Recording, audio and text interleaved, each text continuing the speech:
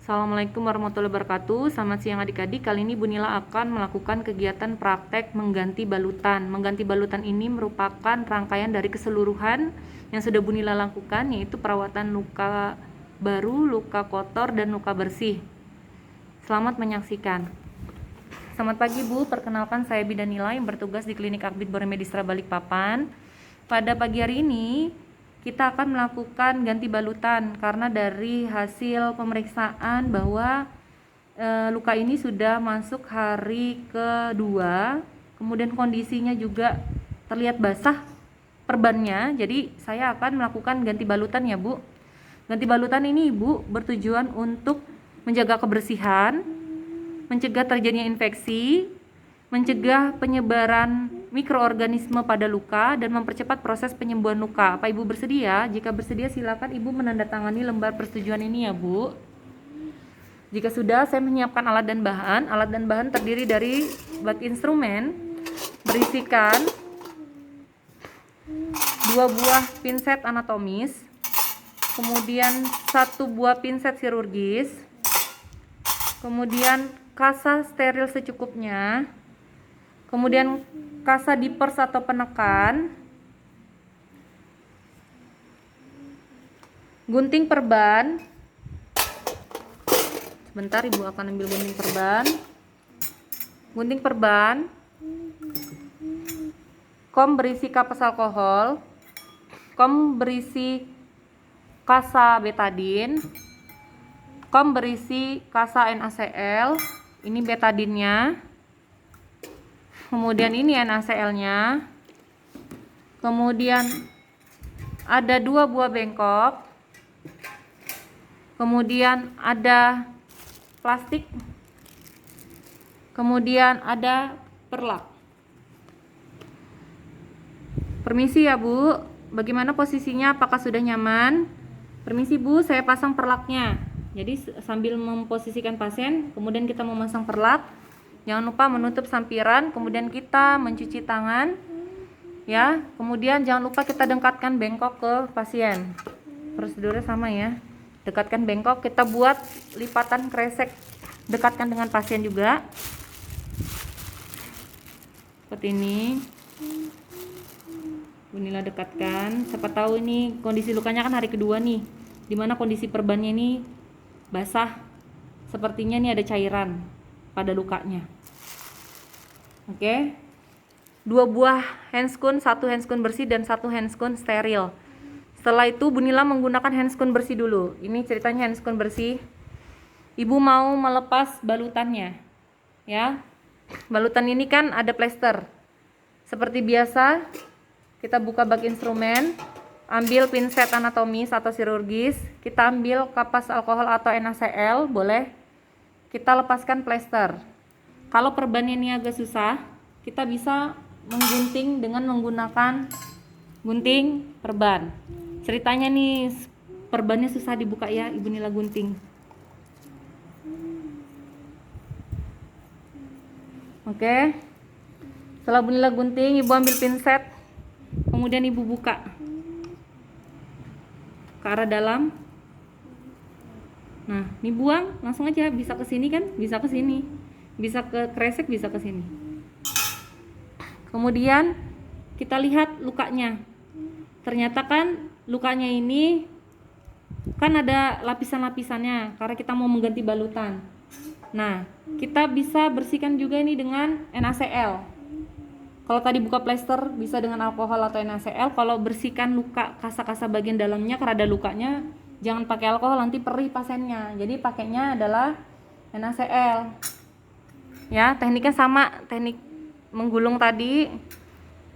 Kita bersihkan dulu dengan NaCl. Sekali usap aja. Kemudian kita pelan-pelan lepas satu persatu, kita buang. Kemudian kita lihat, kita observasi lukanya ya adik-adik. Oh, ternyata ada cairan. Nah, kita lakukan penekanan dengan menggunakan kasa tadi ya. Nah, ternyata ada cairan. Maka dari itu Ibu Nila akan mengambil kasa dipers atau kasa penekan. Nah, ini kasanya, kemudian Ibu Nila tekan. Nah, untuk melihat apakah ada cairan. Cairannya itu apa? Dilihat lagi cairannya. nanah kah atau cairan biasa. Nah, caranya cairan biasa. Nih ya. Sudah kita tekan tadi, kemudian kita bersihkan lagi nih adik-adik dengan menggunakan NaCl. Ya. Kita bersihkan dengan menggunakan NaCl, sekali usap aja. Ya. Kemudian buang. Nah, setelah kita bersihkan dia dengan NaCl, kemudian kita boleh memberikan betadine. Ya, kita kasih kapas betadine. Ini kapas betadine ya. Ini NaCl, ini betadine. Kemudian kita bersihkan dia dengan menggunakan betadine. Sisi yang berbeda sekali saja, kemudian buang. Nah, kemudian kita tadi sudah melihat lukanya ya. Lukanya bagus. Kemudian hanya sedikit mengeluarkan cairan tapi tidak berbau, tidak ada tanda-tanda infeksi. Kemudian kita berikan salep jika diperlukan.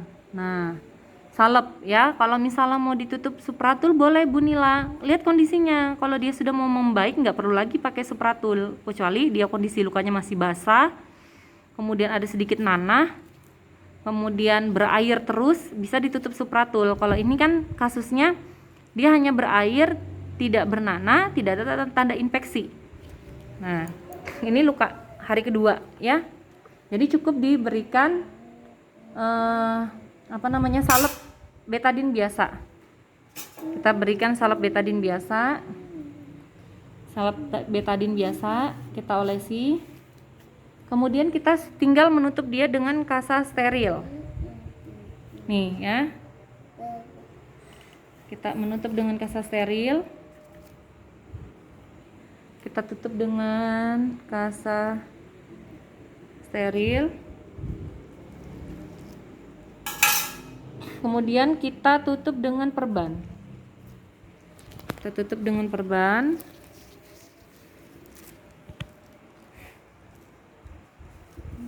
Kemudian kita plester. Nah, plesternya pada bagian bawah. Kemudian bersihkan alat-alat. Rapikan pasien. Buka sarung tangan. Cuci tangan dan lakukan pendokumentasian. Telah dilakukan ganti balutan pada Nyonya H pada hari Senin tanggal 11 Mei 2020 jam 1 siang, di mana kondisi luka membaik, tidak ada tanda-tanda infeksi, kemerahan, nanah, hanya sedikit berair, kemudian tidak bengkak dan tidak merah. Penata laksanaannya tetap dilakukan perawatan luka untuk di hari besok dan atau jika kondisi perban sudah dalam kondisi basah. Itulah adik-adik ganti balutan. Saya rasa ini hampir sama semua dengan perawatan luka bersih, kotor, baru, dan ganti balutan. Itu saja. Nanti apabila ada hal-hal yang ingin ditanyakan, silakan kita buka sesi tanya jawab di grup KPKK WhatsApp, atau bisa yang malu-malu bertanya di grup KPKK bisa japri Ibu Nila, nanti akan Ibu Nila jelaskan. Mohon maaf ya adik-adik apabila dalam pelaksanaan ada hal-hal yang kurang berkenan atau ada yang membingungkan. Kalau bingung jangan ragu untuk bertanya. Insya Allah Ibu Nila terbuka untuk melakukan sharing ilmu. Nah, semoga bermanfaat. Sekali lagi prinsip perawatan luka ini adalah steril, jadi pastikan alat-alat ini dalam kondisi steril ya. Kemudian kalau steril berarti tidak boleh tersentuh dengan yang lain. Kalau bersih berarti sifatnya bersih ya. Contohnya yang kayak gunting perban ini sifatnya bersih, kemudian kom ini sifatnya bersih ya, kemudian bengkok sifatnya bersih. Nah, bak instrumen ini yang bersihkan pinset 2 buah, anatomi chirurgis, kemudian kasa steril, handscoon steril, handscoon bersih. Nah ya, kalau handscoon bersih, kalau kalian ragu bisa menggunakan 1 bak instrumen lagi ya, tapi kalau dua-duanya belum pernah digunakan, dianggap steril, masukkan aja di dalam bak instrumen. Itu saja mungkin yang bisa Ibu sampaikan, kurang lebihnya mohon maaf. Assalamualaikum warahmatullahi wabarakatuh.